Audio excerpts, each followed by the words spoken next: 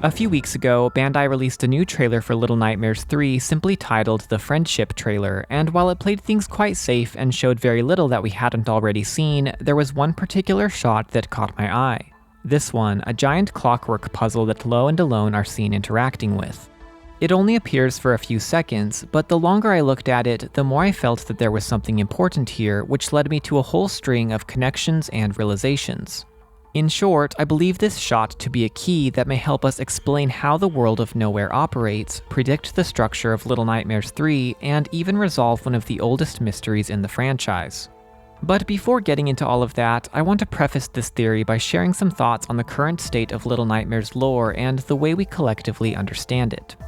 When the Sounds of Nightmares podcast released last year, it dramatically expanded the world of the series and provided substantial answers to help us understand it in a whole new way. Most notably, it revealed that this strange, twisted place is actually a nightmare realm separate from base reality, or what I like to call the waking world.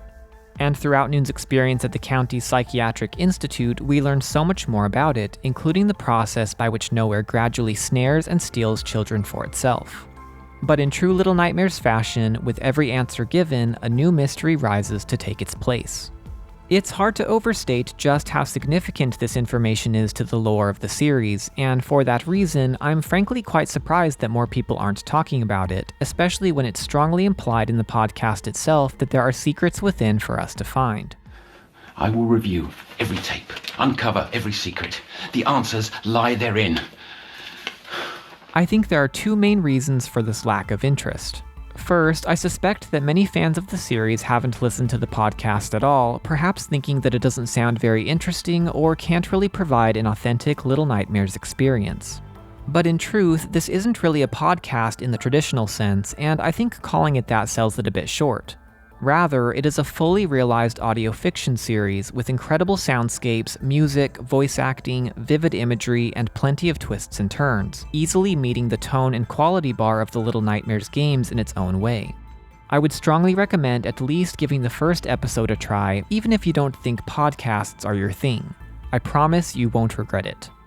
Another reason I think The Sounds of Nightmares has been largely overlooked is that its recontextualizing of the Little Nightmares world has been met with some controversy, with many fans feeling dissatisfied with the answers it provides, while others are simply skeptical of the franchise's future in the hands of new developer Supermassive Games. And while I do think these responses are valid, it doesn't change the fact that this is the future of Little Nightmares, and I think we should give the new developers and their new projects a fighting chance. So far, they've shown a great deal of respect for and understanding of the series' intricate lore, and while they are taking the series in a new direction, nothing is being retconned. In fact, they seem quite committed to expanding and deepening our understanding of this dark, engrossing world, tying together elements from all over the series, and in this video I want to show how that might already be happening with what is easily my deepest theory yet: the cosmology of Nowhere.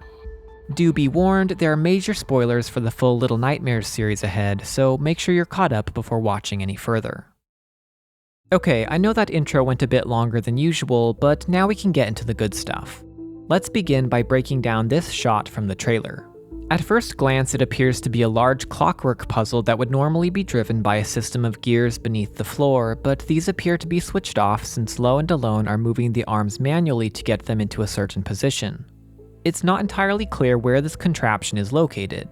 I'm going to assume it's the factory for now, since it matches the industrial look of the place and even has what appear to be metal racks in the background, but I want to acknowledge that it could be another area that hasn't been properly revealed yet. Regardless, upon closer inspection we can see that this isn't really a clock at all. It's an orrery, a mechanical model typically used to represent the positions and motion of stars and planets. Which is an important distinction because, while clocks are ubiquitous in Nowhere, we've only seen something like this once before, in the ladies' residence aboard the Maw. These two models are notable for their similarities as well as their differences. While the Maw device is three-dimensional, featuring glass lenses that focus a central light on metal eyes around the edges of the room, the factory orrery is two-dimensional and fashioned entirely out of metal, with four circular bodies of different sizes orbiting a fifth in the center. We can also see 4 rings here, 1 at the far edge and 3 around the center. There's an important reason for their differing appearances, and I'll get to that later, but for now let's just call them both orreries.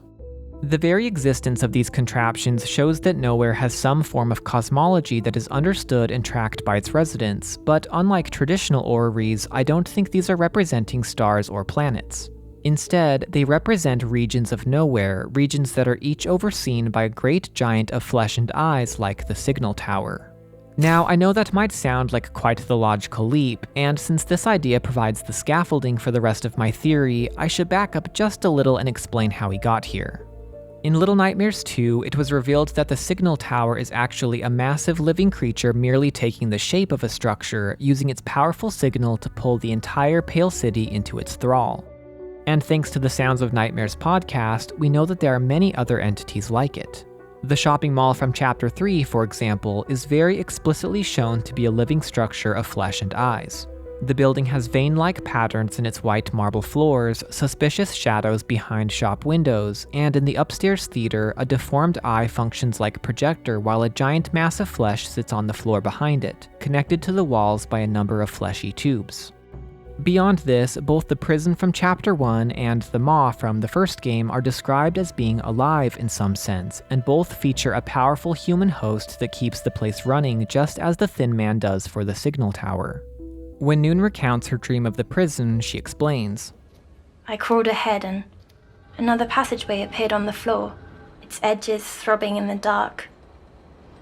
That same feeling told me I was lost inside a giant, a huge one made out of stone, and the only way out was to keep going through its veins. The room over was bigger. All over the walls and floors were more pulsing passages, like living ant tunnels. Later in the dream, Noon looks through a crack in the wall and sees a tall woman working within a hideous workshop filled with instruments of torture, and says, Her presence alone told that she was the keeper of the stone giant, of the world beyond the walls. This warden, as I've taken to calling her, is no ordinary resident and possesses great power. Many chains can be seen emerging from the tail of her dress, snaking their way throughout the entire prison and allowing her to observe its inmates at all times, as though she were a spider in a giant metal web. She can also use these chains proactively, as at the end of the dream, Noon sees one of them leap out from under the woman's dress and catch another child by the leg. In similar fashion, the maw is described as being a living creature with a will of its own. According to the Old Little Nightmares website, it creeps and crawls and buries its claws deep beneath the glistening water, and there it sits in vast silence while it waits for the guests to arrive. These bulging residents are described as an essential part of the maw's life cycle and are ultimately consumed by it. For some of them, maybe even in the same way that the Signal Tower consumes the viewers. A number of paintings found in the residence depict a mass of flesh and eyes that could be the true form of the maw itself, though you could also argue that these are simply showing the Signal Tower. And then, of course, there's the Lady, a being of great power who is presumably capable of consuming the life energy of guests as well as transforming children into gnomes to run the ship's furnace. Based on these examples, I think it's possible that every major location in Nowhere could be centered around one of these creatures. They are native to the realm and wield incomprehensible power there, capable of changing their physical forms to reflect the darkest nightmares of humanity. As for their connection to planets, an interesting representation of these creatures can be found in the residence in the form of a large gilded globe, shaped to resemble a ball of flesh with a large singular eye. Which I always thought was kind of a strange detail, but in this context, it establishes a clear link between entities of flesh and planets and provides context for something like an orrery. But this raises the question, why would they be depicted as planets in the first place? Well, if you think about it, they are like planets in that each one has a powerful gravity, exerting a measurable force on the environment and residents around them that reflects some form of trauma or universal fear that children experience in the waking world. The Signal Tower is the best example of this, as it can be observed pulling the entire Pale City toward itself with actual gravity, but this is secondary to the force of its broadcast signal that pulls the viewers toward and into itself with the irresistible appeal of escapism. Likewise, the maw is a place of boundless hunger and consumption, pulling boats of residents across the ocean to fill its great hollow belly in perpetuity. So even though these places are not planets, perhaps an orrery is the best way to visually represent the gravitational effects they have on each other on a grand scale, each entity pulling on the others like planets within a solar system. Not celestial spheres, but rather spheres of influence with rules governing the interactions between them, and this explanation is actually quite consistent with other information we have about the realm. Let's listen to Noon's description of Nowhere when she crosses the threshold in Chapter 6. I'm sinking and floating. There's no floor, only the mist spreading its fingers so I can see myself. And above me, or below, the brightest stars you've ever seen, twinkling as a million islands would. Otto, if only you could see it. More stars, constellations and rings around a pulsing red moon. No, not a moon. Not stars either. They're all eyes too. Every size and shape you could imagine. Watchful, shimmering, blinking, their light dripping down into the dark mist. This is pure cosmic imagery.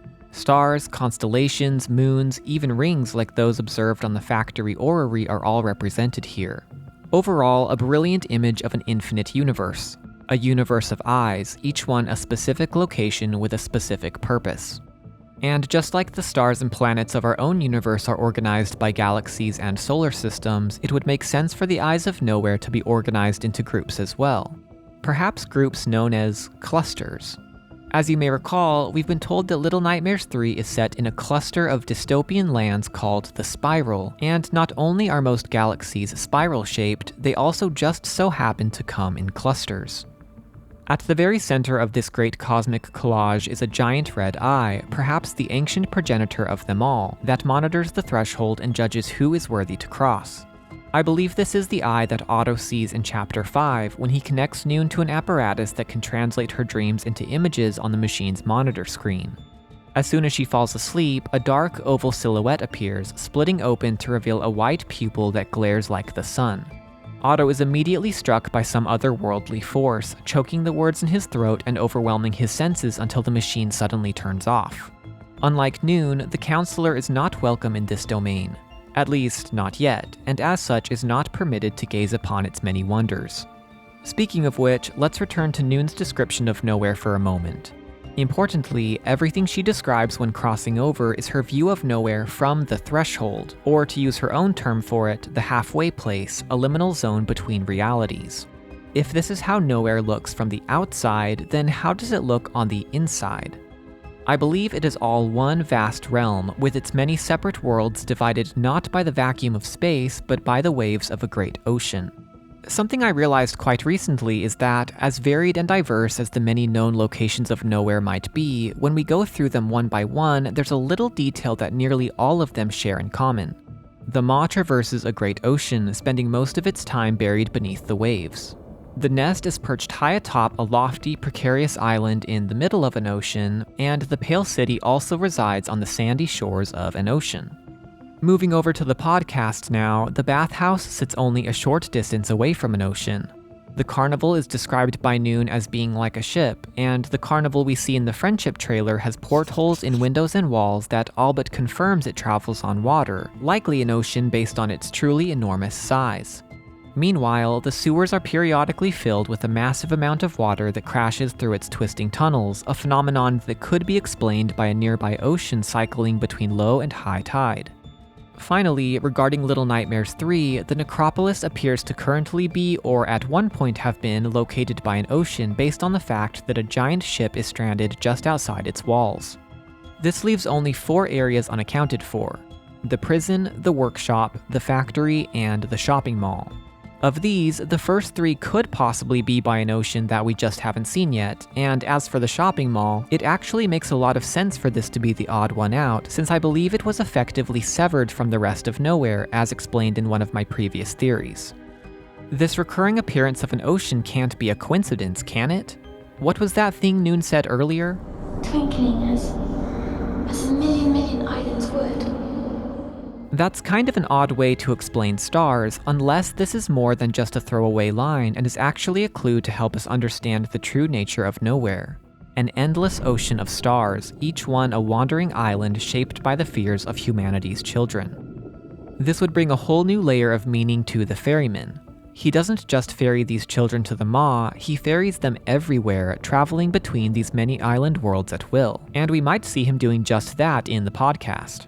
In each one of Noon's dreams, the ferryman appears at some point to convey a message, and when this occurs at the shopping mall, Noon says that the smell of the ocean entered her dream too, as if the ferryman had just come from those salty waves. And what is that message exactly? The faraway drifts near. Tread long, then sink deep. Cross the sill. Sink in a twinkling. Sink into these tideless waters. This injunction may have a double meaning for children who cross into nowhere, directing them to not only sink into the dark, formless mist at the threshold, but also into the great ocean that waits for them beyond. An ocean that Otto will stop at nothing to reach. Yes. The image is clearer than ever. She will be my astrolabe, my guiding instrument to locate distant shores across an ethereal ocean. If I cannot get to the ferryman, she will bring him to me. This decidedly aquatic interpretation of Nowhere is a pretty big departure from the way we usually think about the world of Little Nightmares, but when viewed through this lens, some obscure mysteries start to become clear, like the origin of the ship seen stranded at the necropolis. If all parts of Nowhere share the same ocean, then it's easy to see how the ship might have become lost at sea after failing to reach the Maw and eventually ran aground at the dead city's shoreline. And I do think that's more or less what happened, but there's actually another layer to the mystery. See, the necropolis is part of the spiral, but at least as far as we know, the Maw is not. This is well supported by the fact that each of the 3 revealed areas of Little Nightmares 3 prominently bear the spiral marking. The necropolis has pillars and beetle burrows, the factory has its lollipops, and the carnival has a giant Ferris wheel, but the Maw has no such things. There's another, albeit much smaller connection like this too, the lollipops in the Pale City. Assuming they came from the factory, we could just as well ask, how did they get here? I think the answer can be found in this orrery. There's something interesting about the way it was designed.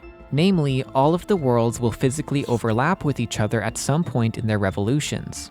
Obviously, that's not how actual planets work, but since we're talking about metaphysical islands and spheres of influence here, then it's possible that their boundaries can and do periodically converge with each other, and it is during those brief windows of time that crossing from one region to another becomes possible. We know that the plot of Little Nightmares 3 will follow Lo and Alone as they jump from one area to the next through mirrors, and I suspect that each of these worlds on the orrery might represent one of the 5 areas of the game, assuming it follows the trend set by its predecessors to have 5 areas. They start their journey on the outermost world and will eventually work their way to the center, timing the points of convergence just right until they reach a mythical place that will allow them to go back home. Alternatively, it could be that the separation between island worlds only applies to residents and not to children, since they are but visitors to the realm and not necessarily bound by its laws. For instance, we have good reason to believe that Six traveled from the nest to the Pale City aboard a makeshift raft, and there is no evidence of any kind of convergence happening along the way.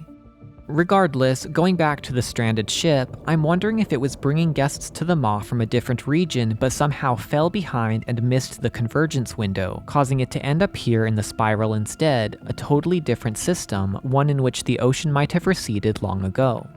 Obviously, we're getting deep into pure speculation here, but I bring this point up because it would highlight the reason why residents care about cosmology in the first place. It may be quite dangerous or even nigh impossible to navigate the world of Nowhere without understanding and using it. And that is precisely why this orrery exists. If it really is located somewhere in the factory, I think the device is used like a clock, a way to accurately schedule shipments to other places like the Pale City. Though time may be relative in Nowhere, hence every clock providing a different reading, perhaps the convergence of worlds is universal and thus a viable way to measure intervals. Which brings us finally to the place where it all began, the Maw. One of the oldest mysteries of Little Nightmares is that of the giant ship's behavior. According to information from the old website, the Maw arrives every year, always at the same time, but never in the same place. Almost as if it were following an annual convergence that occurs at exactly the same time, but never in the same place. And how does it know where to go? The answer is this mechanical device in the lady's residence, which is not an orrery, but instead an armillary sphere. These two devices are quite similar in appearance, but while an orrery is only used to represent celestial bodies, armillary spheres are used to track them. They are first and foremost navigational devices and were used by ships for many centuries to navigate the uncharted ocean by using the stars. You can think of an armillary sphere as a three-dimensional astrolabe. It consists of multiple rings, or armillaries, that represent celestial lines of latitude and longitude, forming a cage with the Earth at the center. By rotating these rings, it is possible to simulate the orbits of other celestial bodies and predict their relative positions at any given time and place. The implication is clear. Just as Otto tried using Noon as an astrolabe to locate the distant, unattainable shores of nowhere, the Lady of the Maw uses this armillary sphere as a wayfinder to chart the vessel's course through that great ocean, manually adjusting its lenses to track where the next convergence will happen and ensure that the Maw makes it there in time. As for the eyes upon the wall, perhaps each one represents a neighboring island, some or all of which provide ships full of guests depending on the year. This is not the only navigational tool at the lady's disposal, however. Remember that globe on the lower level? While it could be a planetary globe, as I suggested earlier, its design actually more closely mirrors that of a celestial globe, a spherical representation of the sky that shows the apparent positions of stars and constellations. Or in this case, eyes. If that sounds similar to the armillary sphere, that's because it is. The latter is often described as being the skeleton of a celestial globe, with less information but greater functionality. It would make sense for the lady to use both of these tools in her navigational process, one to predict the exact location of the upcoming convergence and the other to provide orientation, enabling her to chart a reliable course to those coordinates. And all of this for one singular purpose: to keep the Maw fed. Once it arrives, the giant eagerly receives those ships that come forth, feasting upon the hordes of guests contained within, only to slip beneath the waves once more for the cycle to begin anew. And with that, we come to the end of this video, the cosmology of Nowhere explained to the best of my ability. Normally I try to avoid building theories that rely on too many assumptions, especially when those assumptions begin to stack on top of each other, but I made an exception for this one because I really feel like there's something here. There are just too many details that fit together when we look at things this way, like little threads combining to form a grand tapestry, and I have to believe that at least some of these connections were deliberate. But what do you guys think? I'm very interested to hear your own takes on this theory, so be sure to let me know in the comments below, and as always, if you enjoyed the video, then don't forget to hit the like button and subscribe to the channel for plenty more theory videos to come. Thank you so much for watching, and I hope to see you in the next one.